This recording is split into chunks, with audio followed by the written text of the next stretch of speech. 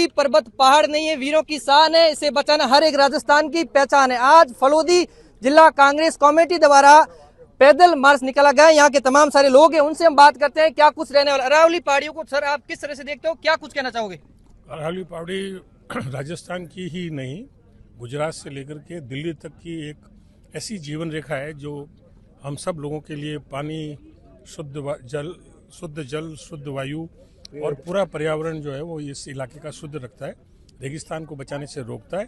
और हमारे इस पूरे क्षेत्र में अरब सागर से उठने वाली हवाओं को और बंगाल की खाड़ी से उठने वाली हवाओं को दोनों तरफ के दोनों जो हमारी जो घाट हैं उन घाटों पर जो बारिश होती है उससे पूरे प्रदेश में भूजल भी बढ़ता है, सतही जल भी बढ़ता है और पूरे एरिया इलाके में रहता है। केंद्र सरकार की मंशा जो है वो बहुत पहले से इसकी खराब थी और उस वजह से सीईसी का जो है परिवर्तन किया गया और वो परिवर्तन की वजह से ये इस बार जो 100 फीट की पहाड़ियों पे खनन की जो इजाज़त मिली है वो खनन माफियाओं को बढ़ाने के लिए, और मैं जैसे पहले भी मैंने कहा था कि ये पूंजीपतियों को मदद करने के लिए ये कार्यक्रम किया गया है और इससे हमारी क्षेत्र की कम से कम 80% जनता जो है प्रभावित होगी। तो केंद्र सरकार की मंशा सिर्फ और सिर्फ धनाढ्य लोगों की मदद करने के लिए। कांग्रेस का जो परसेप्शन है कि हम प्रो पुअर के साथ रहते हैं, हम लोग गरीबों के साथ रहते हैं और जो शोषण मुक्त समाज का जो निर्माण करना था उससे हटकर इन्होंने बहुत कुछ परिवर्तन किए गए। मनरेगा का परिवर्तन भी उसी श्रेणी में है, अरावली का परिवर्तन भी उसी श्रेणी में है और राजस्थान में वन अधिनियमों में परिवर्तन और खेजड़ी और पेड़ काटने के जो नियमों में जो शिथिलता दी गई है उससे हमारे इस क्षेत्र में बहुत ज़्यादा नुकसान होगा और वर्षों से जो सिंचित और रक्षित भूमि है और जहाँ पर हमारा पेड़ वृक्ष पर्यावरण वो सारा का सारा प्रभावित होगा। बिल्कुल। क्या दिल्ली के अंदर जैसे प्रदूषण देखने को मिल रहा है, आने वाले समय में क्या ये राजस्थान के अंदर ऐसा कुछ देखने को मिलेगा? राजस्थान में भी होगा और इलाके में भी होगा, क्योंकि खनन जो है वो कई तरह के पैदा करता है। जैसे अगर आपने खनन के इलाके में देखा होगा तो मार्बल की माइनिंग, सैंडस्टोन की स्लरी और जो कोलाइट में जो स्लरी है तो उससे हमारे सारे जल स्रोत प्रभावित हो रहे हैं और राजस्थान में बहुत बड़े स्तर पर पर्यावरण में जो है परिवर्तन आएगा और उसका दुष्प्रभाव पूरे उत्तर भारत में होगा और दिल्ली में खास करके होगा। बिल्कुल। हमारे साथ और भी कुछ है नेता, उनसे भी हम बात करना चाहेंगे। अरावली पहाड़ी को लेकर आप किस तरह से देखते हो, क्या कुछ कहना चाहोगे? जिस तरह से एक तरफ सरकार बोल रही है धातु निकलेगा, चांदी निकलेगा, उसको लेकर आप क्या कुछ कहना चाहोगे? कोई चांदी निकलेगी, इनको धातु निकलेंगे। ये तो रीढ़ की हड्डी है पूरे हिंदुस्तान की अरावली पर्वत। ये पालनपुर से लेकर हरियाणा दिल्ली तक जाती है। ये इधर की हवाएं आती हैं, इससे बरसात होती है, लोगों को धान खलियान होता है पैदा। ये सारी चीज़ें, ये पहाड़ी खत्म हो जाएगी, ये हवा नहीं रुकेगी, बरसात नहीं होगी, आगे हिमालय से टकराएगी हवा, ये पूरा क्षेत्र वीरान क्षेत्र हो जाएगा, अकाल गिरने शुरू हो जाएंगे। ये पेड़ पौधे हैं, ये सारे बरसात के बाद खत्म हो जाएंगे। इसलिए अरावली को बचाना बहुत ही अति आवश्यक है। बिल्कुल। जैसे अशोक गहलोत ने भी अपनी जो प्रोफाइल चेंज की थी अरावली सेव को लेकर, उसको लेकर आप क्या कुछ कहना चाहोगे?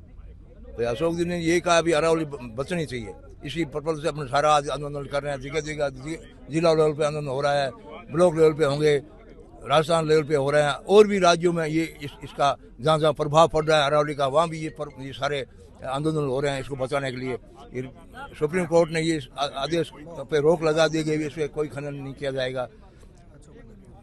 बिल्कुल। और भी हमारे साथ है, उनसे भी हम बात करने की कोशिश करें। सर, अरावली पहाड़ी को लेकर आप किस तरह से देखते हो, क्या कुछ कहना चाहोगे? जिस तरह राजस्थान के अंदर अरावली खनन से संबंधित जो ये अभी प्रक्रिया सुप्रीम कोर्ट के अकॉर्डिंग जो लागू हो रही है ना, इसको वास्तव में अगर देखा जाए ना तो ये एक प्रकृति का जो संतुलन है उसको बिगाड़ने की और एक सख्त संकेत है। अरावली पर्वतमाला सिर्फ और सिर्फ राजस्थान की जीवन रेखा नहीं है, एक भारत की जीवन रेखा है। प्रकृति संरक्षण के लिए अरावली का मूल स्थिति में बने रहना बहुत जरूरी है। बिल्कुल। आज हमारे साथ देखिए फिर भी कांग्रेस के तमाम सारे नेता हैं, उनके साथ हमारे देखिए कांग्रेस के यूथ सदस्य राजस्थान शिषपाल जी, उनसे भी बात करेंगे।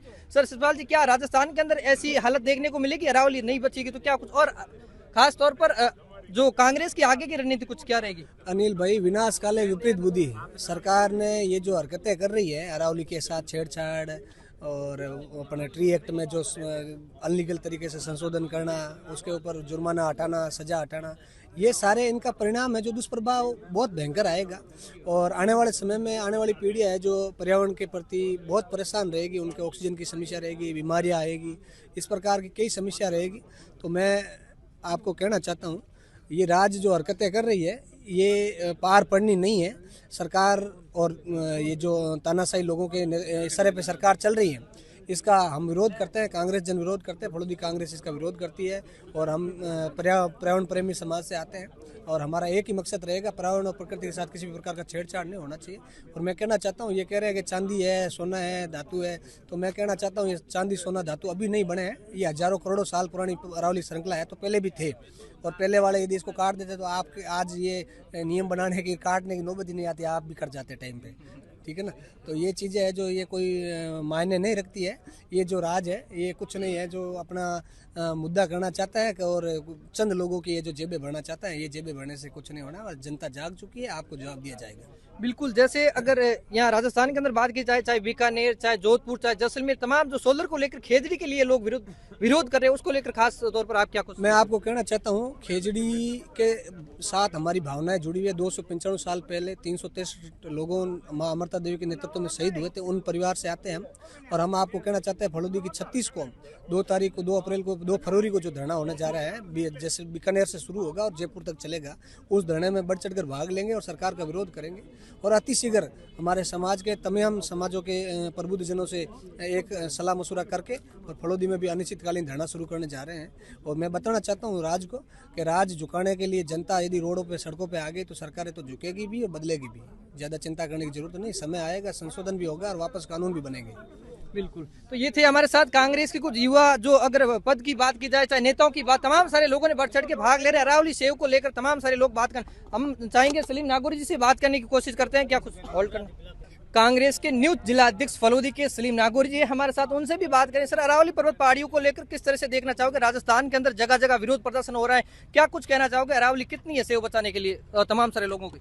आज हमारे प्रदेश कांग्रेस कमेटी के अध्यक्ष श्री गोविंद सिंह डोटासरा जी के आदेशानुसार हमने ये पद यात्रा निकालकर सरकार को चेताया है कि आप इस अरावली पर्वत की जो बात है, ये पूरे हिंदुस्तान की आवाम चाहती है कि ये यहाँ रहे, इस पर ना पट्टे जारी करें, ना इसका खुर्द-बुर्द किया जाए। और हाईकोर्ट ने भी निर्णय ले लिया है, फिर भी ये नहीं मान रहे हैं। इन्होंने जो पट्टे दिए हैं वो निरस्त नहीं किए हैं, वहाँ खनन का काम अभी भी जारी है। तो कांग्रेस पार्टी इसके लिए संघर्ष जारी रखेगी, चाहे कहीं हद तक जाना पड़े। कांग्रेस पार्टी, हमारे आला नेताओं ने जब बात कही है, उस हिसाब से मुझे लगता है कि हमारा संघर्ष लंबा रहेगा, बड़ा रहेगा और पूरी कोशिश करेंगे, सरकार को जनता के सामने झुका कर रहेंगे। बिल्कुल, जैसे तमाम युवाओं की बात की जाए तो एनयूसीआई के प्रदेश अध्यक्ष विनोद जाखड़ भी, जो कल मार्च किया था, आपने शायद देखा होगा, और भी निर्मल चौधरी हैं, वो भी 1000 किलोमीटर की पद यात्रा करें, उसको लेकर आप क्या कुछ कहना चाहोगे? नहीं, बहुत अच्छी कर रहे हैं, वो कोशिश कर रहे हैं कि किसी तरह से ये लोग माने, सरकार झुके, और उनका प्रयास बहुत सराहनीय, अच्छा है।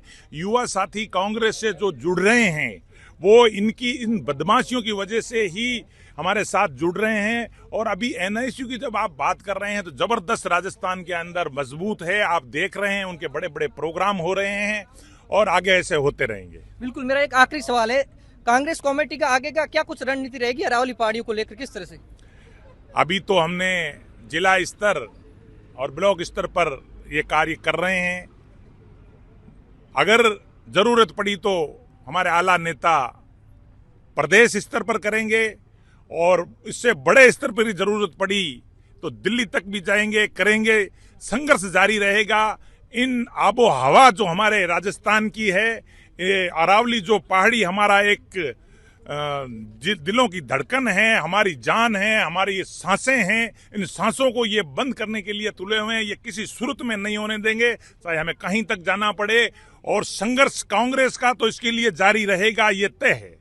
बिल्कुल, ये थे हमारे साथ कांग्रेस के तमाम नेता और जिला अध्यक्ष भी थे, और भी तमाम सारे पदाधिकारी यहाँ पर लोग मौजूद हैं, जिन्होंने हमने बात करने की कोशिश की अरावली को लेकर। जिस तरह से अरावली बचाओ मार्च निकाला जा रहा है, जगह जगह जगह जिलों की बात की जाए, तमाम सारे लोग जो तय पार्टी की बात नहीं, अलग अलग लोग हैं जो अरावली को लेकर सेव प्रोफाइल भी चेंज कर रहे हैं। ऐसी तमाम जानकारी अपडेट के लिए हमारे साथ बने रहे। द खटक में मैं रिपोर्टर अनिल सेन।